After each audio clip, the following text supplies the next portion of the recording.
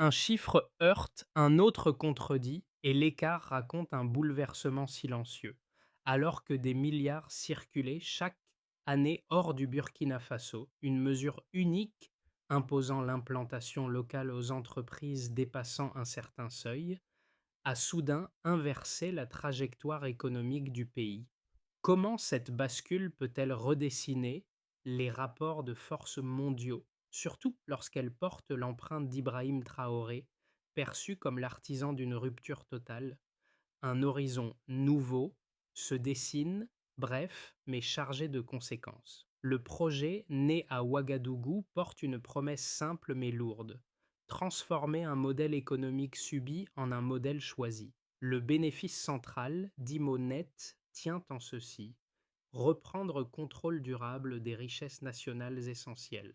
Deng là, cette réforme n'offre pas seulement une redistribution plus équitable, elle redéfinit les conditions mêmes de participation des multinationales, en exigeant une présence réelle, mesurable et durable au Burkina Faso. Sang Sang, elle place les acteurs locaux face à un enjeu inédit: savoir absorber, structurer et soutenir un afflux d'investissements qui n'existait pas auparavant. Thème: une micro-hook se glisse ici. Si l'argent reste enfin, que deviendra la dynamique régionale une fois les règles redistribuées? Cette tension, souveraineté renforcée d'un côté, pression de performance de l'autre, érige la réforme en thèse continentale. Pour les analystes comme pour les citoyens, l'enjeu dépasse le seul cadre national. Il questionne la place future de l'Afrique dans le système économique mondial. Une révélation brève ouvre la scène. En quelques mois seulement, le Burkina Faso a enregistré une hausse nette de 23% de rétention de capital, un basculement que peu d'observateurs avaient anticipé. Et paradoxalement, ce résultat n'est pas venu d'un afflux extérieur, mais d'un mouvement intérieur déclenché par une règle simple: si une entreprise gagne beaucoup sur le sol burkinabé, elle doit y vivre aussi. Kung-Luk, cette dynamique renvoie directement à la stratégie voulue par Ibrahim Traoré, qui voyait dans la dépendance structurelle aux centres économiques étrangers un verrou historique. Pour lui, l'absence des entreprises, leur distance physique autant que politique, maintenait un schéma où les ressources sortaient, mais où la valeur restait ailleurs. D'où la question fondatrice qu'il avait lancée: comment un continent peut-il se dire libre si le centre de son économie se trouve hors de ses frontières? Deng là, avant cette rupture, la chaîne extractive du Sahel reposait sur un modèle de captation asymétrique. L'or, le cobalt ou le pétrole circulaient mondialement, mais la redistribution locale demeurait marginale.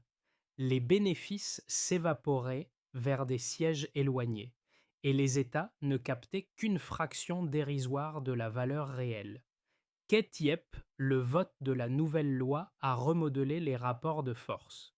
Les multinationales confrontées à l'obligation d'établir leur siège au Burkina Faso ont été forcées de réévaluer leur stratégie, en particulier celles actives dans l'extraction minière, un secteur pesant plus de 3 milliards de dollars par an dans l'économie nationale. Pour la première fois, l'État burkinabé pouvait prétendre à une prise de participation allant jusqu'à 45% dans certains projets, modifiant profondément la gouvernance de ses propres ressources. Doué Goknin, cette transformation n'a pas seulement modifié l'économie, elle a recentré la souveraineté.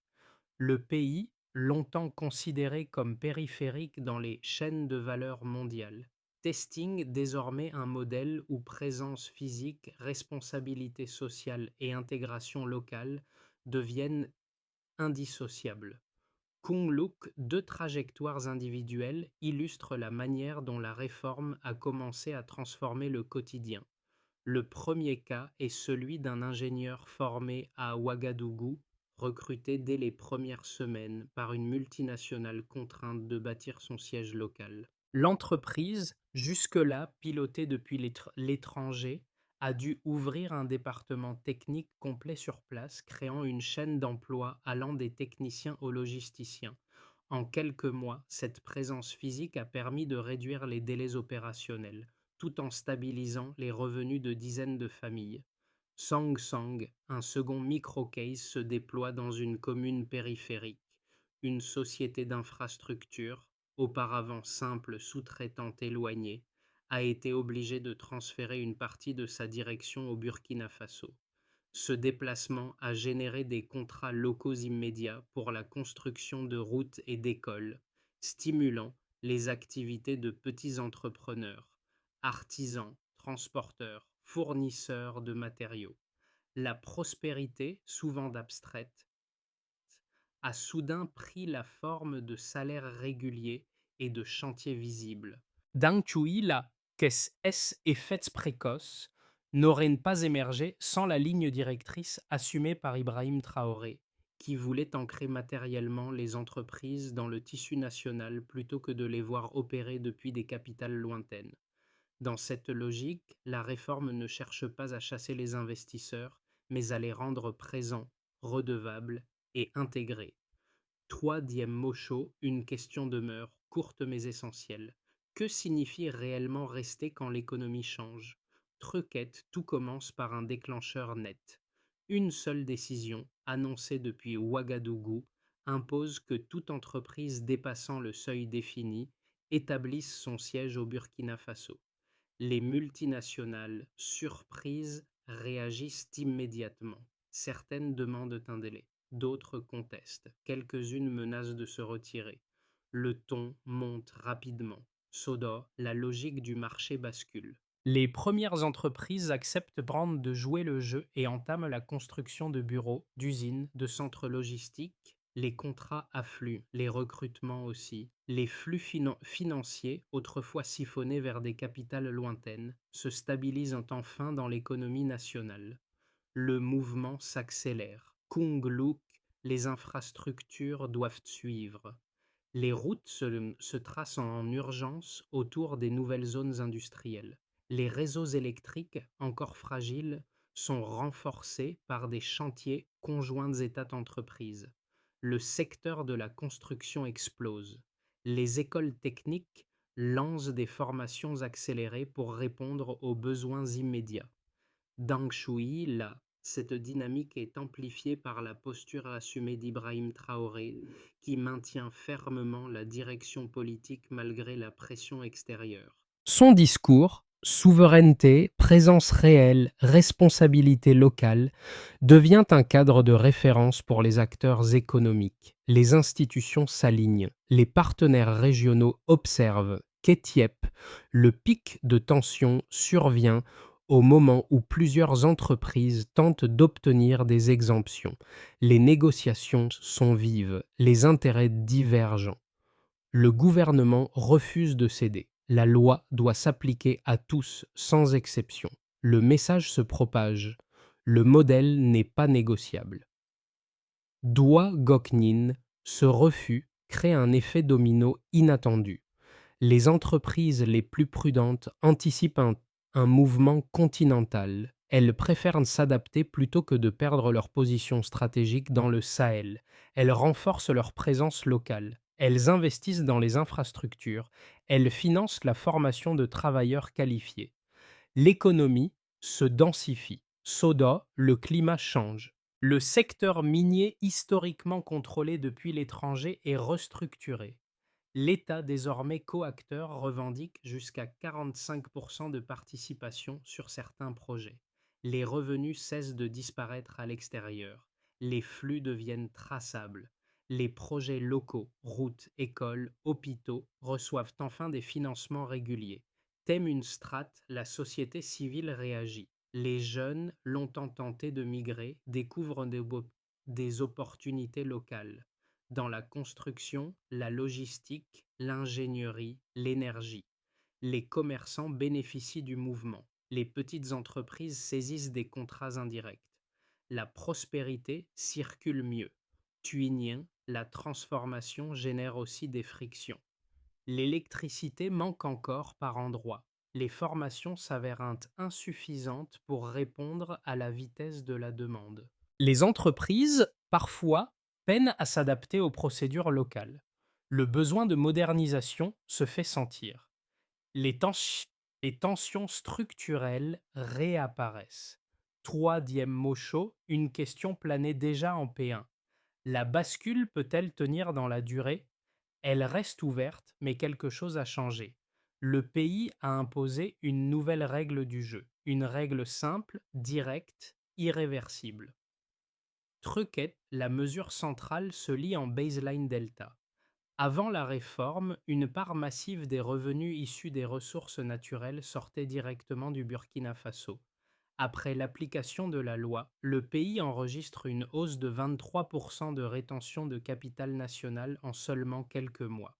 Ce delta, loin d'être anecdotique, montre une reconfiguration structurelle de la circulation de la valeur intérieure. Les analystes y voient un indicateur précoce, mais solide, de la nouvelle dynamique économique enclenchée. Kunluk, où un deuxième chiffre devient CRI. Le secteur minier, évalué à plus de 3 milliards de dollars par an, est désormais régi par un modèle où l'État peut détenir jusqu'à 45% de chaque projet. Cette proportion, inédite dans le Sahel, signifie que les ressources minières ne se contentent plus d'alimenter des sièges lointains, elles ancrent désormais la valeur au sein du territoire national. D'un chou là, ce seuil de participation ne représente pas seulement un levier financier. Il crée un effet d'entraînement dans les chaînes de services, de construction et d'ingénierie. D'Atsong, les liens entre ces chiffres et l'orientation politique est directe. Ibrahim Traoré a structuré la réforme autour de l'idée que la richesse issue du sol burkinabé devait renforcer l'économie burkinabé, pas celle d'un autre pays. L'obligation d'implantation locale, bien qu'exigeante, devient un mécanisme mesurable de redistribution. Dans cette perspective, la présence physique des multinationales agit comme une clé de voûte pour ajuster les flux financiers internes. SODA, un troisième indicateur, illustre la portée du changement. L'investissement dans les infrastructures locales, routes, bureaux, réseaux énergétiques, est alimenté par des milliards de FCFA réorientés vers le territoire national. Ce mouvement, bien qu'accéléré, n'est pas homogène. Certaines zones urbaines absorbent les financements plus vite que d'autres, générant des contrastes visibles entre régions. Tuinienne, les volumes total d'investissement signalent une tendance lourde. L'économie se densifie et les secteurs connexes, formation professionnelle, logistique, construction, gagnent en cohérence. Thème un point de lecture, les entreprises reconnaissent que le coût initial d'implantation locale est compensé par une réduction des dépenses de logistique et une simplification des chaînes d'approvisionnement. Les bureaux établis sur place réduisent les délais décisionnels. Les chantiers avancent plus vite. Les recrutements locaux stabilisent les opérations. La réforme crée un cercle où investissement, présence physique et croissance deviennent interdépendants. Date d'OI, quelques tensions persistent. L'électricité demeure insuffisante pour soutenir certains bassins industriels. Les compétences techniques locales restent en phase de montée. Les multinationales, parfois, hésitent encore à réorienter toutes leurs branches vers le pays. Pourtant, les données indiquent que l'équilibre penche déjà vers un modèle où l'intégration locale offre davantage d'avantages que de contraintes. Troisième mot chaud, les chiffres confirment ce que la décision politique avait anticipé. Une économie qui retient plus, stabilise plus et réinvestit plus. Le mouvement n'est pas sans obstacle, mais il montre qu'un pays peut inverser un flux économique longtemps considéré comme immuable.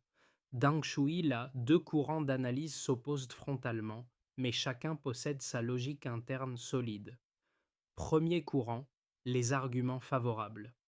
Les partisans de la réforme affirment que l'obligation d'implantation locale corrige enfin une asymétrie vieille de plusieurs décennies. Pour eux, l'économie burkinabé ne pouvait se stabiliser tant que les centres décisionnels restaient à l'étranger. La présence physique oblige les multinationales à assumer une responsabilité sociale concrète. former des ingénieurs, financer des infrastructures, participer au tissu économique réel. Kungluk, la captation d'une part plus importante de la richesse via la montée en puissance de l'État dans les projets miniers, leur semble un pas logique vers une souveraineté renforcée. Il note que, depuis la mise en œuvre de la loi, les retombées locales se matérialisent. Emplois techniques, chantiers accélérés, chaînes de services qui se densifient. Second courant, les arguments critiques. Matcac, les sceptiques soulignent les risques structurels. Selon eux, l'obligation pour des entreprises étrangères de relocaliser une partie de leurs activités pourrait réduire l'attractivité du pays, en particulier dans un contexte où les infrastructures restent fragiles. Les multinationales pourraient hésiter, voire se retirer, par crainte de coûts fixes trop élevés. Temmolatkat, certains analystes craignent que la pression sur l'électricité, sur les compétences locales et sur la capacité administrative de l'État ne crée un goulet d'étranglement. La transition vers un modèle de présence réelle, préviennent-ils, nécessite une montée en puissance institutionnelle que tous les pays ne parviennent pas à atteindre rapidement. Phan Hui Dua Trendukia Won. Tuinienne, les données déjà observées au Burkina Faso nuancent ce pessimisme. Les investissements locaux ont augmenté, non diminué. Les jeunes trouvent davantage d'opportunités. Les multinationales, confrontées à un modèle inédit, adaptent leur stratégie au lieu de fuir massivement. Et un point reste central. La réforme n'a pas été conçue comme une fermeture, mais comme une intégration. Today, l'enjeu n'est pas d'opposer ouverture et souveraineté, mais de comprendre comment les articuler dans un modèle où la richesse générée dans un pays profite enfin à ceux qui y vivent. Un pivot silencieux surgit. Là, ce midpoint marque le moment où la réforme cesse d'être perçue comme une contrainte et devient, pour plusieurs entreprises, un levier stratégique inattendu. Kunluk, l'implantation locale génère un avantage compétitif que peu avaient anticipé. La proximité directe avec les ressources, les décideurs publics et les communautés qui structurent la chaîne de valeur. Son sang, une scène se répète dans plusieurs entreprises nouvellement installées, des délais réduits, une prise de décision plus rapide et une capacité d'adaptation accrue face aux exigences du terrain. Ce ne sont plus des opérations pilotées depuis l'étranger, mais des stratégies construites sur place avec des équipes locales. Matcac, l'effet psychologique est tout aussi déterminant. En assumant publiquement la fermeté de sa ligne, Ibrahim Traoré transforme la présence obligatoire en signal d'opportunité. Les entreprises comprennent qu'en restant, elles obtiennent un accès privilégié à un marché en expansion, tout en s'inscrivant dans un modèle régional susceptible d'être imité par d'autres pays du Sahel. Doe Goknin, cette inflexion n'efface pas les défis. Infrastructure tendue, formation encore inégale, mais elle révèle une vérité nouvelle. L'avenir économique du Burkina Faso n'est plus décidé ailleurs, mais construit sur son propre sol. Kungluk, l'État burkinabé, devient un acteur économique direct, non plus un simple régulateur périphérique. Grâce à l'augmentation de la rétention de capital, montée de 23% en quelques mois, il dispose enfin d'une marge budgétaire lui permettant d'accélérer les projets publics. Les revenus issus du secteur minier autrefois fractionné et externalisé deviennent une ressource stable. Ketiep, les administrations observent une amélioration dans la traçabilité des flux financiers. La présence physique des multinationales réduit les zones d'ombre habituelles liées à l'éloignement des sièges. Tuinienne, cette montée en puissance amène une pression nouvelle. Absorber ces financements exige des capacités administratives renforcées, encore en consolidation. Matcac, les entreprises, locales comme étrangères, voient leur fonctionnement modifié. Les multinationales comprennent que s'installer au Burkina Faso réduit les coûts logistiques, raccourcit les chaînes d'approvisionnement et donne naquet à des gisements de main-d'œuvre en croissance. Plusieurs d'entre elles, d'abord sceptiques, découvrent qu'une implantation locale améliore leur résilience opérationnelle. Song Song, les entreprises locales profitent de contrats indirects, construction, transport, services, maintenance. La densification économique crée un tissu de sous-traitants plus solide. Tuinian, les défis persistent, l'électricité reste instable dans certaines zones et la formation de travailleurs qualifiés n'avance pas toujours au rythme de la demande. Thème Mola Kat Saoi, les effets sont visibles au quotidien. Les jeunes trouvent des emplois dans la construction, la logistique, l'ingénierie ou la maintenance. Les villages proches des zones industrielles voient leurs revenus augmenter. Les petits commerçants bénéficient de la hausse du trafic économique. Deng Shui là, ce changement n'est pas uniforme. Certaines communautés, encore éloignées des pôles d'investissement, n'ont pas encore perçu les bénéfices directs. L'inégalité territoriale demeure un défi majeur. Pourtant, le sentiment de souveraineté retrouvée, idée centrale portée par Ibrahim Traoré, renforce la cohésion nationale et l'adhésion populaire à la réforme. De Goknin verse l'échelle régionale, les faits dépassent les frontières du Burkina Faso. Les pays voisins observent attentivement ce modèle qui impose la présence réelle des acteurs économiques étrangers. Plusieurs gouvernements du Sahel envisagent d'adopter des lois similaires pour capter davantage la valeur de leurs ressources. Kunglouk, la décision du Burkina Faso agit comme un test géopolitique. Peut-on renverser un schéma économique mondial en repositionnant le pouvoir local? La réponse partielle se lit déjà dans les ajustements des multinationales, qui révisent leur stratégie sur l'ensemble de l'Afrique de l'Ouest. Toi, Diem Mocho, la réforme produit une mosaïque d'effets. Certains stabilisent, d'autres bousculent, mais tous indiquent une transformation profonde du rapport entre richesse, présence et souveraineté. D'un Chui, là, la trajectoire des prochains mois dépend d'un équilibre délicat entre souveraineté, capacité d'absorption et réaction des multinationales. Dans cette fenêtre de 6-12 mois, trois scénarios se dessinent, chacun plausible selon la manière dont le pays gère les tensions actuelles. Scénario de base: croissance maîtrisée et consolidation.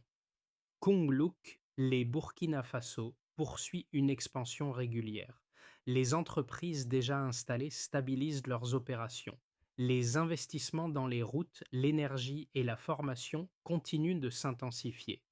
Les revenus étatiques issus du secteur minier, déjà rehaussés, permettent d'amorcer une modernisation administrative progressive.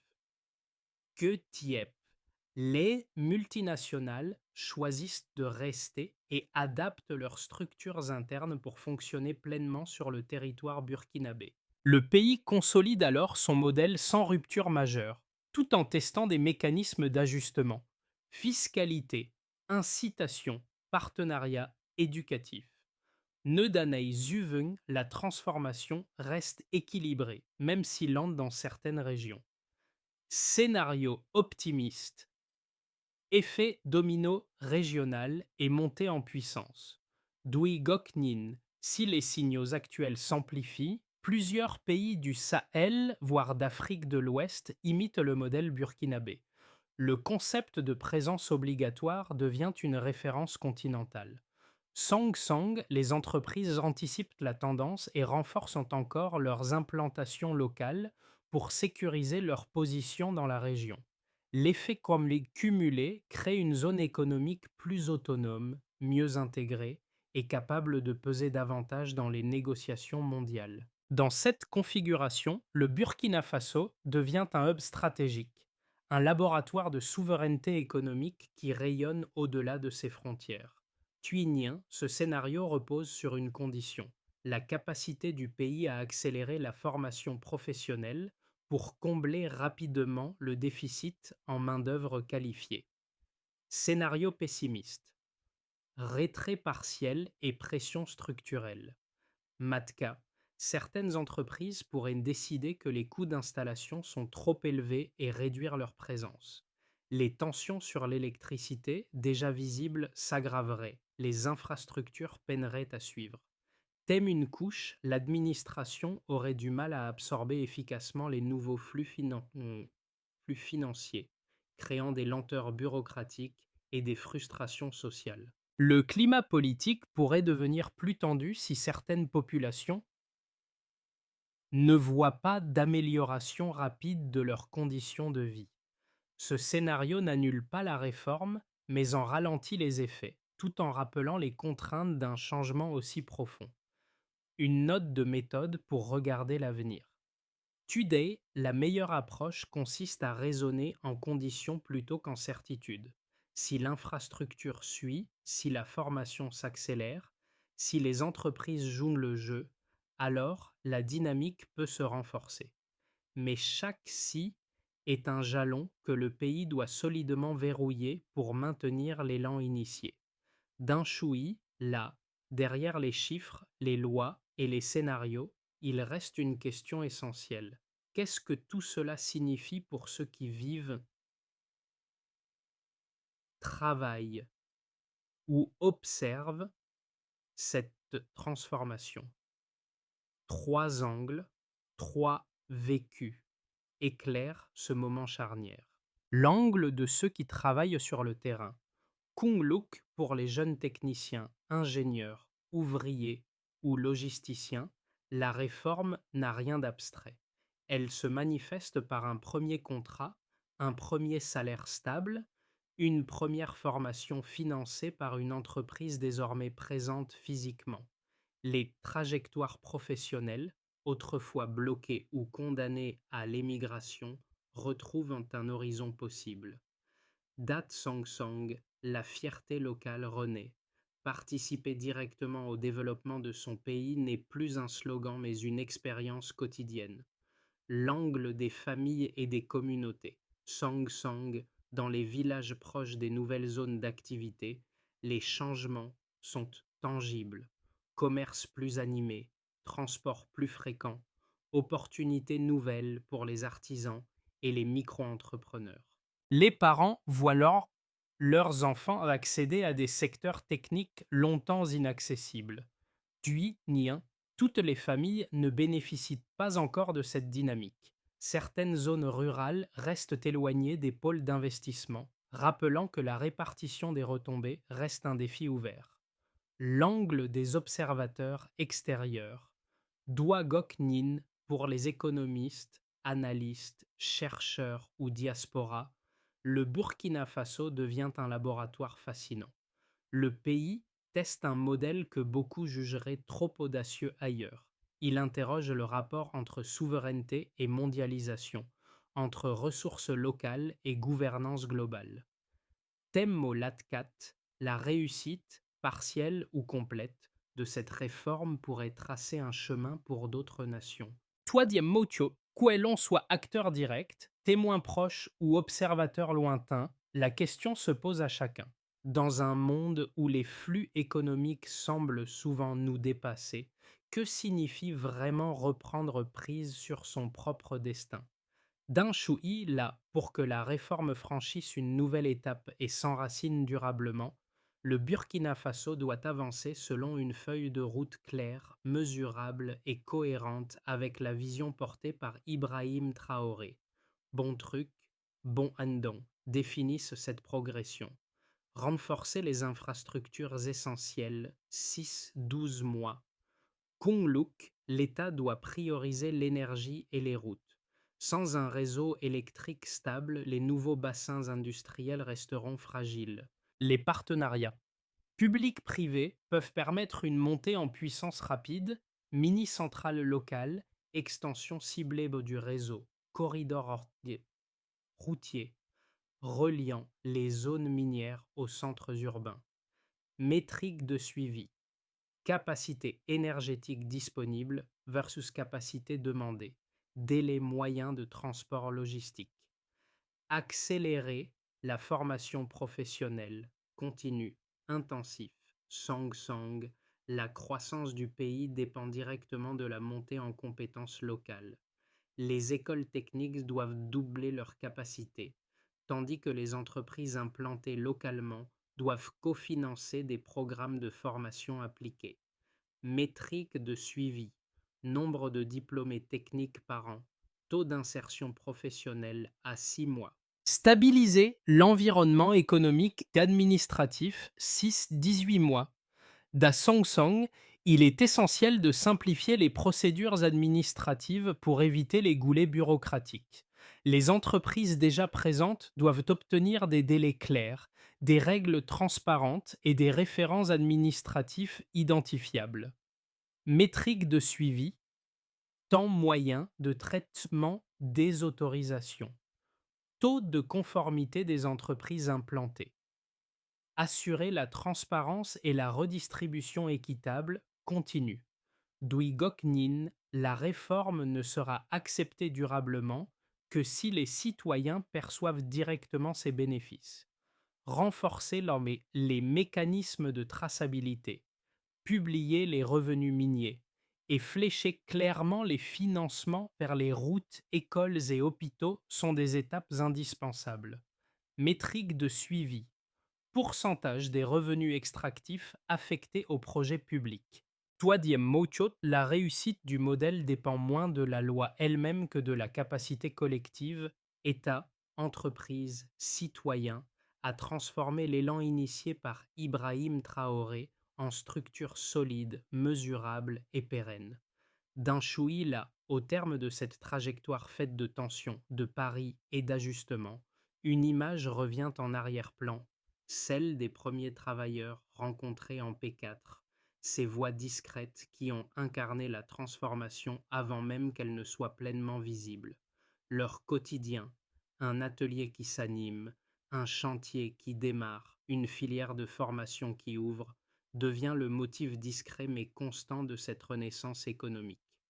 Kung Luk, l'empreinte d'Ibrahim Traoré, relie ses trajectoires individuelles à une vision plus large, celle d'un pays qui refuse désormais que sa valeur vive ailleurs que sur son propre sol. Sa ligne politique, souvent perçue comme dure, trouve ici une résonance humaine. Elle ne cherche pas seulement à repositionner l'économie, mais à redonner aux citoyens la certitude que leur travail compte réellement. Dat Song Song, les transformations physiques, routes tracées, bureaux construits, écoles émergentes, ne sont que la partie visible d'un mouvement plus profond, celui d'une souveraineté qui cesse d'être un mot pour redevenir une expérience vécue. Va toi, diem Mosho, une phrase brève suffit, la dignité se reconstruit quand chacun peut bâtir son propre avenir.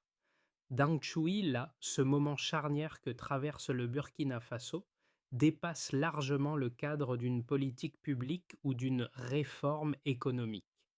Il touche à quelque chose de plus profond, la manière dont un pays affirme sa place dans un monde où les règles semblent souvent écrites ailleurs. Kung Luk, chaque route construite, chaque bureau ouvert, chaque formation lancée témoigne d'un même mouvement, celui d'une nation qui choisit de se relever par elle-même. Sang Sang, cette transformation interroge chacun, analystes, citoyens, membres de la diaspora, entrepreneurs, observateurs. Comment imaginer une économie mondiale plus juste si les modèles alternatifs ne sont jamais testés?